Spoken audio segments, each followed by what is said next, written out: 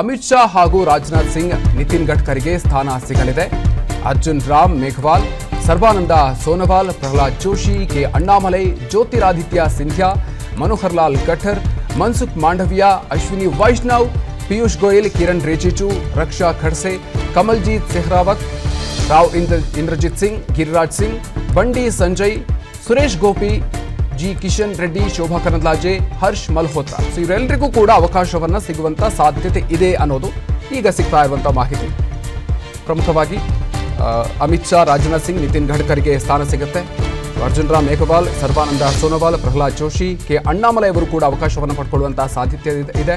ಇನ್ನು ಜ್ಯೋತಿರಾದಿತ್ಯ ಸಿಂಧ್ಯಾ, ಮನೋಹರ್ ಲಾಲ್ ಖಟ್ಟರ್, ಮನ್ಸುಖ್ ಮಾಂಡವಿಯಾ, ಅಶ್ವಿನಿ ವೈಷ್ಣವ್, ಪಿಯೂಷ್ ಗೋಯಲ್ ಇವರೆಲ್ಲರಿಗೂ ಕೂಡ ಅವಕಾಶ ಸಿಗುವ ಸಾಧ್ಯತೆ ಇದೆ.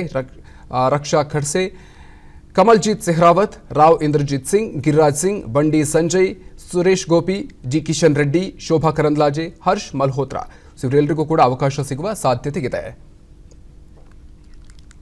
ಇನ್ನು ಮತ್ತೊಂದು ಕಡೆಯಲ್ಲಿ ಚಿರಾಗ್ ಪಾಸ್ವಾನ್, ಎಚ್ ಡಿ ಕುಮಾರಸ್ವಾಮಿ ಅವರು ಕೂಡ ಈ ಒಂದು ಸಚಿವ ಸಂಪುಟದಲ್ಲಿ ಅವಕಾಶವನ್ನು ಪಡ್ಕೊಳ್ಳುವಂತಹ ಸಾಧ್ಯತೆ ಇದೆ. ಇನ್ನು ಟಿಡಿಪಿಯಿಂದ ಚಂದ್ರಶೇಖರ್ ಪೆಮ್ಮಸಾನಿ, ರಾಮಮೋಹನ್ ನಾಯ್ಡು, ಜೆಡಿಯು ಪಕ್ಷದಿಂದ ರಾಮನಾಥ್ ಠಾಕೂರ್, ಲಲನ್ ಸಿಂಗ್, ಶಿವಸೇನೆಯಿಂದ ಪ್ರತಾಪ್ ರಾವ್ ಜಾಧವ್ ಕ್ಯಾಬಿನೆಟ್ನಲ್ಲಿ ಸಚಿವ ಸ್ಥಾನ ಪಡ್ಕೊಳ್ಳುವಂತಹ ಸಾಧ್ಯತೆ ಇದೆ. ಚಂದ್ರಶೇಖರ್ ಚೌಧರಿ ಅವರಿಗೂ ಕೂಡ ಅವಕಾಶ ದೊರೆಯುವ ಸಾಧ್ಯತೆ ಇದೆ ಎಜೆಎಸ್ಯು ಪಾರ್ಟಿಯಿಂದ. ಇನ್ನು ಆರ್ಜೆಡಿಯಿಂದ ಜಯಂತ್ ಚೌಧರಿ ಅವಕಾಶ ಗಿಟ್ಕೊಳ್ಳುವಂತಹ ಸಾಧ್ಯತೆ ಇದೆ.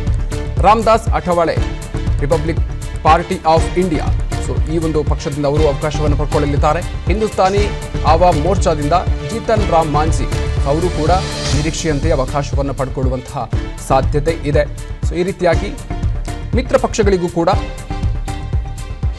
ಸಚಿವ ಸಂಪುಟದಲ್ಲಿ ಈ ಒಂದು ಅವಕಾಶವನ್ನು ನೀಡಲಾಗ್ತಾ ಇದೆ. ಚಿರಾಗ್ ಪಾಸ್ವಾನ್ ಎಲ್ಜೆಪಿಯಿಂದ, ಜೆಡಿಎಸ್ನಿಂದ ಎಚ್ ಡಿ ಕುಮಾರಸ್ವಾಮಿ ಅವರು, ಚಂದ್ರಶೇಖರ್ ಪೆಮ್ಮಸಾನಿ ಟಿಡಿಪಿಯಿಂದ, ರಾಮಮೋಹನ್ ನಾಯ್ಡು ಜೆಡಿಯು ಪಕ್ಷದಿಂದ ರಾಮನಾಥ್ ಠಾಕೂರ್. ಸೊ ಈ ರೀತಿಯಾಗಿ ಮಿತ್ರ ಪಕ್ಷಗಳಿಗೂ ಕೂಡ ಅವಕಾಶವನ್ನು ನೀಡಲಾಗ್ತಾ ಇದೆ. ಸೊ ಯಾರೆಲ್ಲ ಅವಕಾಶವನ್ನು ಸಿಗಬಹುದು ಅನ್ನೋದಕ್ಕೆ ಈಗ ಬಹುತೇಕ ಅಂತಿಮ ಒಂದು ಸ್ವರೂಪ ಸಿಗ್ತಾ ಇದೆ.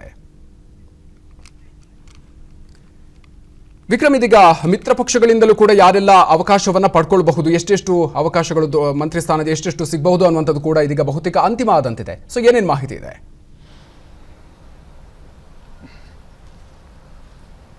ಎಸ್ ಮಧುಕರ, ಜೆಡಿಯುನಿಂದ 2, ಟಿಡಿಪಿಯಿಂದ 2, ಹಾಗೇನೆ ಚಿರಾಗ್ ಪಾಸ್ವಾನ್ ಅವರ ಪಕ್ಷದ ವತಿಯಿಂದ ಚಿರಾಗ್ ಪಾಸ್ವಾನ್ ಅವರಿಗೆ ಸೇರಿದಂತೆ ಈ ಎನ್ಡಿಎ ಮೈತ್ರಿಕೂಟದಲ್ಲಿರ್ತಕ್ಕಂಥ ಎಲ್ಲರಿಗೂ ಕೂಡ ಕನಿಷ್ಠ ಪಕ್ಷ ಒಂದೊಂದು ಸ್ಥಾನವನ್ನ ನೀಡುವಂತಹ ಕೆಲಸವನ್ನ ಈಗಾಗಲೇ ಬಿಜೆಪಿ ಮಾಡಿರತಕ್ಕಂಥದ್ದು. ಬಹುತೇಕವಾಗಿ ಇವತ್ತು ಬೆಳಗಿನ ಲೆಕ್ಕಾಚಾರ ಪ್ರಕಾರ 30 ಜನ ಬಿಜೆಪಿಯ ಸಂಸದರು ಹಾಗೆ 10 ಜನ ಮೈತ್ರಿಕೂಟದ ಸಂಸದರು ಈ ಒಂದು ಪ್ರಮಾಣ ವಚನ ಸ್ವೀಕರಿಸ್ತಾರೆ ಅನ್ನೋದು ಮಾಹಿತಿ ಇತ್ತು. ಆದ್ರೆ ಸದ್ಯದ ಮಟ್ಟಿಗೆ ಈಗಾಗಲೇ ಮೋದಿ ನೇತೃತ್ವದಲ್ಲಿ ಒಂದು ಮೀಟಿಂಗ್ ನಡೀತಾ ಇರತಕ್ಕಂಥದ್ದು. ಈ ಮೀಟಿಂಗ್ ನಲ್ಲಿ ಅಂದ್ರೆ ಬಹುತೇಕ ಇವಾಗ ಸಂಜೆ ಪ್ರಮಾಣ ವಚನ ಸ್ವೀಕರಿಸುವಂತಹ ಸಚಿವರಾಗುವಂತವರನ್ನ ಆಹ್ವಾನ ಮಾಡಲಾಗಿದೆ. ಅಲ್ಲೊಂದು ಸಣ್ಣ ಟೀ ಪಾರ್ಟಿಯನ್ನು ಕೂಡ ಮಾಡಲಾಗ್ತಿದೆ. ಅಲ್ಲಿ ಒಂದಿಷ್ಟು ಮಾತುಕತೆಗಳು ಕೂಡ ನಡೀತಾ ಇರತಕ್ಕಂಥದ್ದು. ಸದ್ಯದ ಮಟ್ಟಿಗೆ ಶೋಭಾ ಕರಂದ್ಲಾಜೆ ಅವರು ಕೂಡ ಹೋಗಿದ್ದಾರೆ.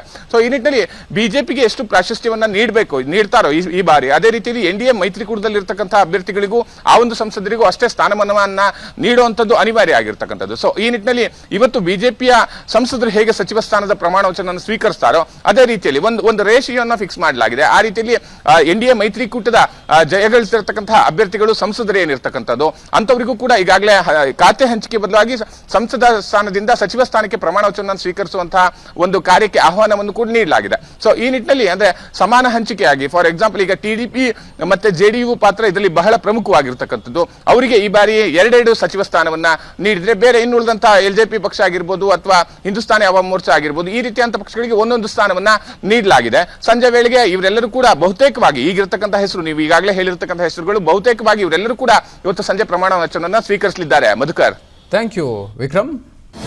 ಅನುಕ್ಷಣದ ಸುದ್ದಿಗಳಿಗಾಗಿ Vistara news YouTube channel subscribe ಮಾಡಿ. ಹೊಸ ಸುದ್ದಿಗಳ ನೋಟಿಫಿಕೇಶನ್ಗಾಗಿ ಬೆಲ್ ಐಕಾನ್ ಕ್ಲಿಕ್ ಮಾಡಿ. ಲೇಟೆಸ್ಟ್ ಅಪ್ಡೇಟ್ಸ್ಗಾಗಿ www.vistaranews.com ವೆಬ್ಸೈಟ್ಗೆ ವಿಸಿಟ್ ಮಾಡಿ. ಅಂಗೈಯಲ್ಲೇ ಜಗತ್ತಿನ ಸುದ್ದಿ ತಿಳಿಯಲು Vistara news Kannada app download ಮಾಡಿ.